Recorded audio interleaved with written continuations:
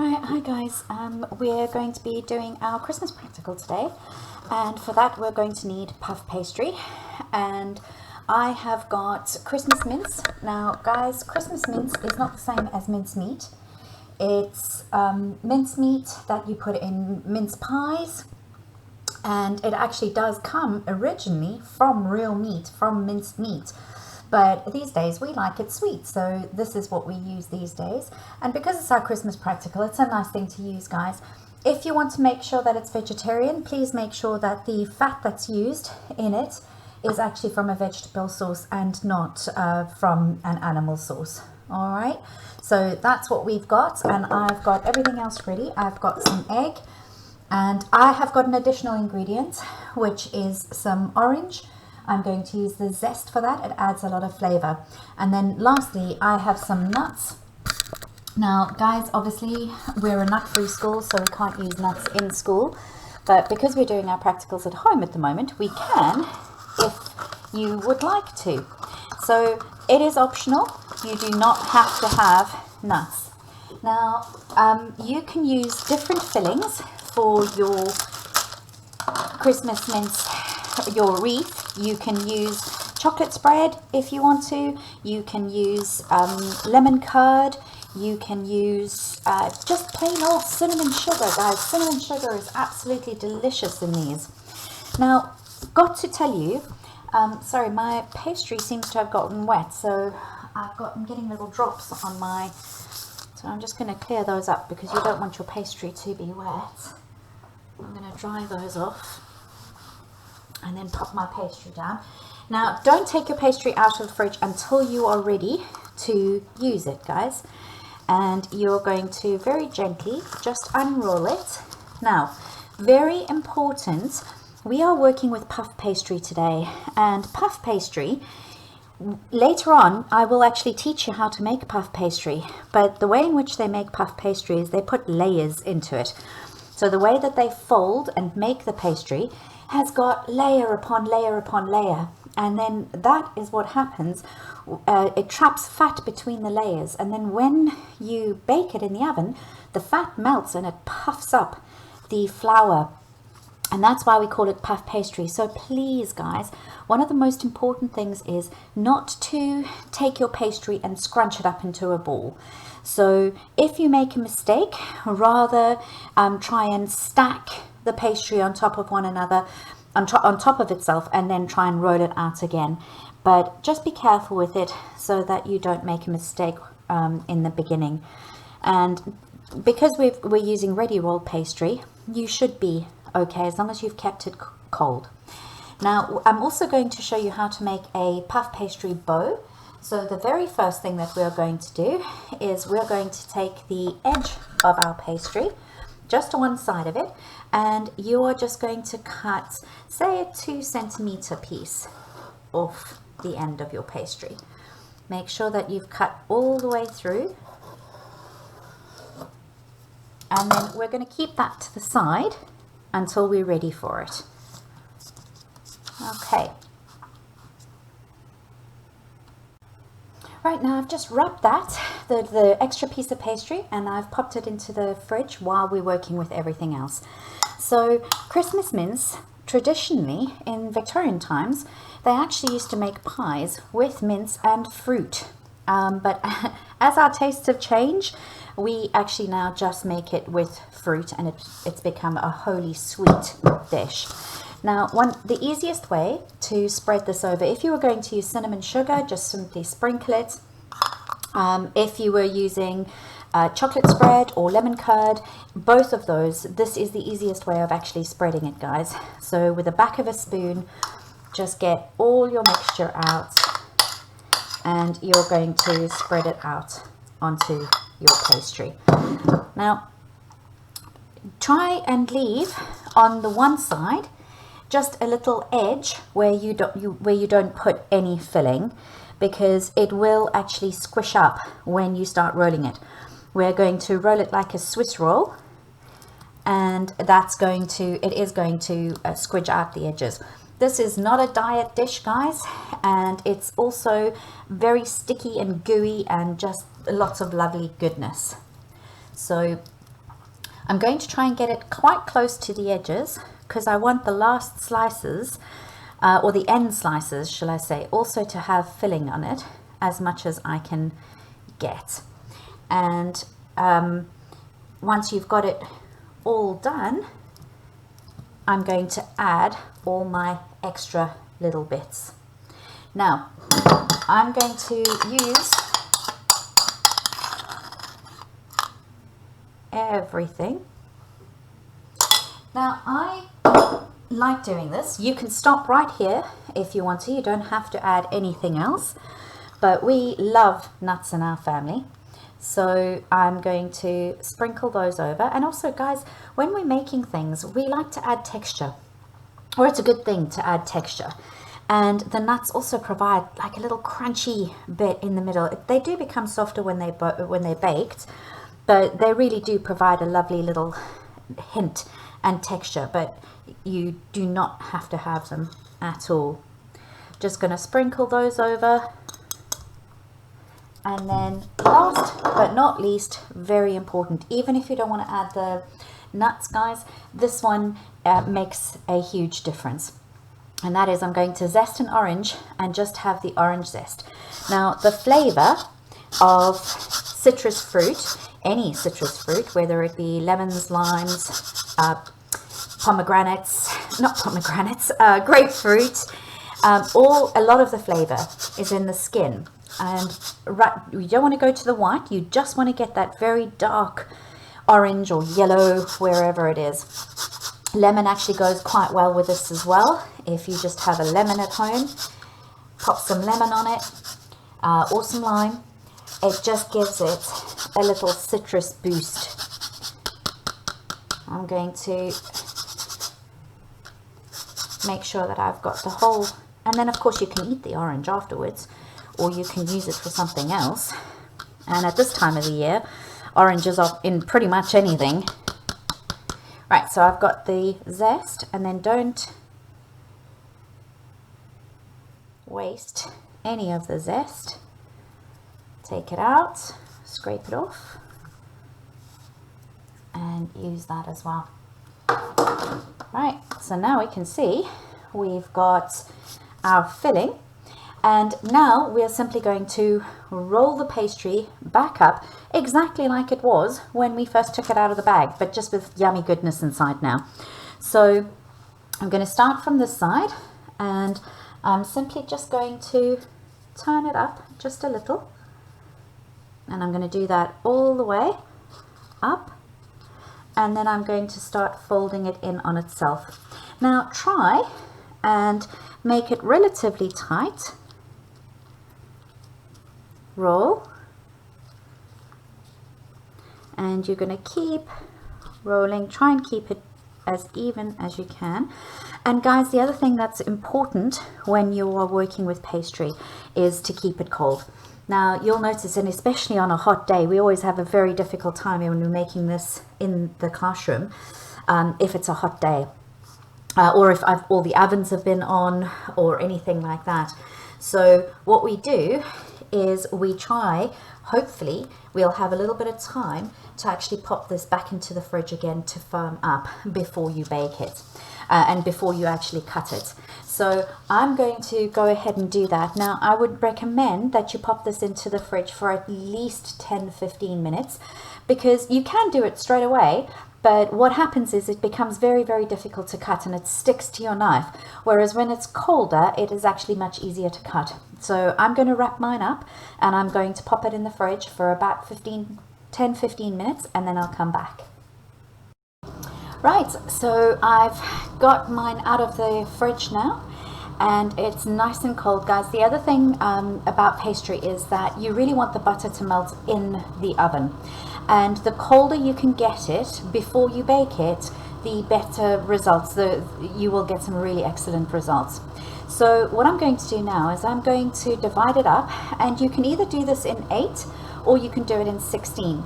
Now 16 actually works nicer because the pastry is thinner and it cooks much quicker and makes it crispier and flakier, but you can do it in 8. It's absolutely up to you. So to do that equally, we start in the middle. So just by eye, try and find the center point of your pastry and make a little mark. And then that half you are now going to quarter, so make another little mark and do the same on the other side. And now you want to take each of those sections and you want to divide it in half, just roughly guys, just by eye, but you will get a more accurate portion control if you do it this way.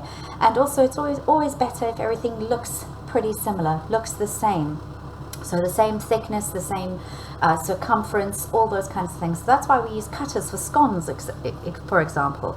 And then each one of those little sections, you are then going to make a little mark halfway between each. And then you've got some very as even as you can. And now we're going to start cutting them. I've got my tray ready next to me, and I'm going to simply start on one edge, and I'm not going to push down, guys. I'm doing a sawing motion so that I don't squish my little circles.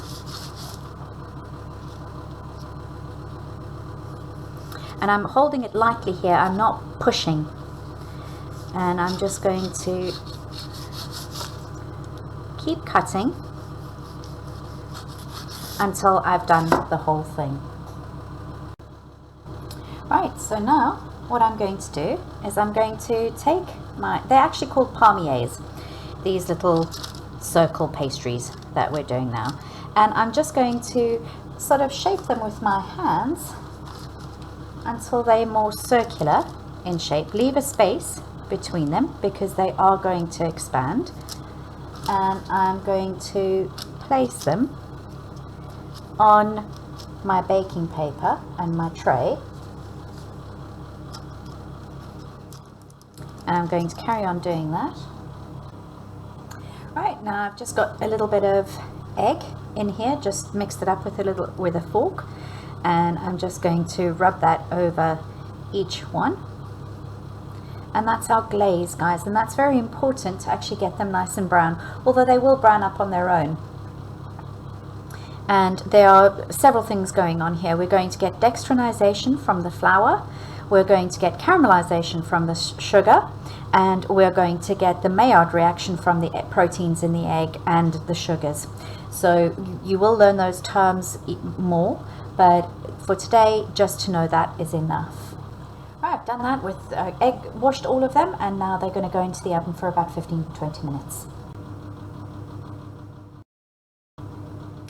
Right, now guys, I did say to you that I was going to show you how to make a little pastry bow for your wreath, and I'm going to show you a very, very simple bow. You're going to divide this up in half, just again by eye, and you're going to chop that.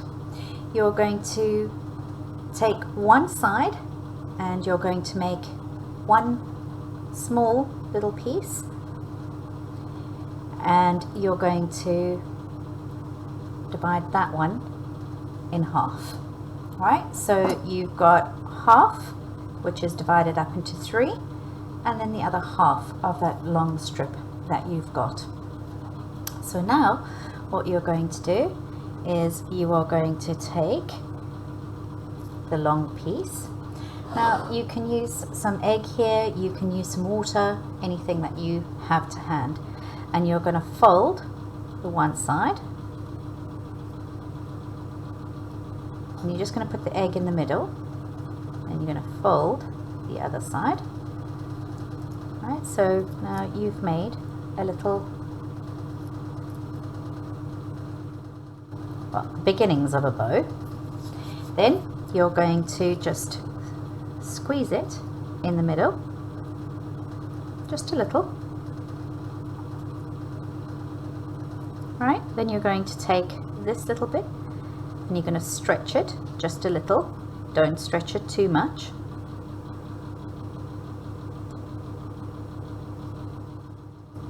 Turn this over, a little bit of egg, and then you're going to put that over the center, and just pull that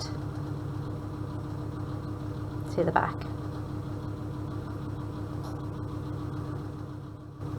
There you go. Try and push them up a little. Go. So that is your little bow section. And then you're going to do with this bit, going to cut a little triangle, and you're going to do the same with that triangle, and then again I'm going to just put a little bit of egg here, a little bit of egg there, cross those over, and then pop your bow in the center. And there you have it. And that you bake with the rest of your, pop a little bit of egg on there, and just bake that on the side as well.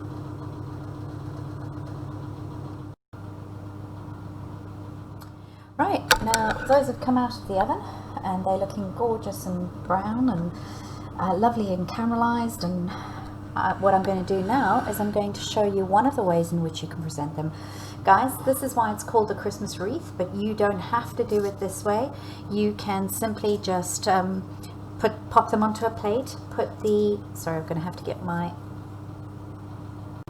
right, they're very delicate, guys, so don't squish them between your fingers. Move them with a little spatula.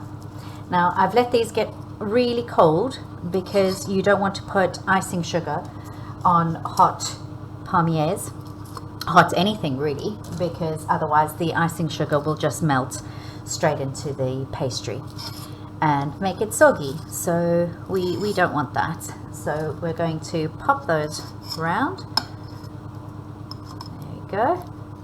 And then I made my bow, and my bow didn't go anywhere near as brown as the actual little pastries, and that's because of all the sugar in the pastries. So I might just pop a little bit of sugar on mine next time. Okay, like that. And actually, I think I might just fill that. It will look a little bit, oh no, it's not going to. Oh, it's not going to. Just going to take those out.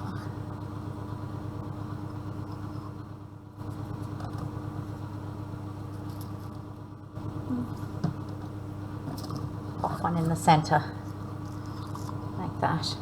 There you go.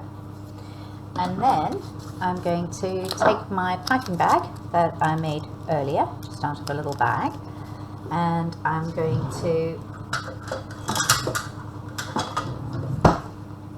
just snip off the end like that, and then I'm simply going to push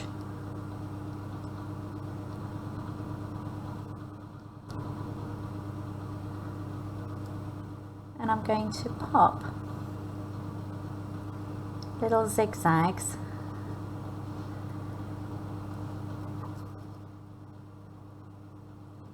I'm going to stop there.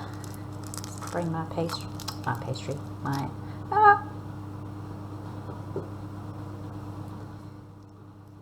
I'll pop that on again later. I'm just going to give it a twist to bring it down again. And it's a nice steady pipe, guys, and you can stop and start.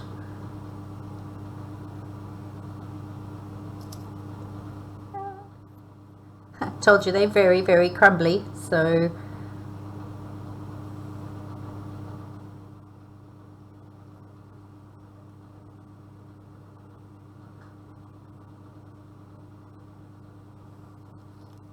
and then push that down again, give it a twist.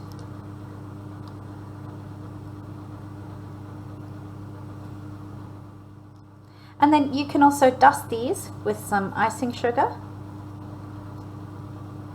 and you can pop some little decorations on it. You could put some sprinkles on it. Guys, you use your imagination and just do as you would like to serve it or like to see it. And I hope you enjoy making these, and I hope you enjoy eating them, guys. It is one of my family favorites. They don't last very long in my house. Have fun making them. Enjoy.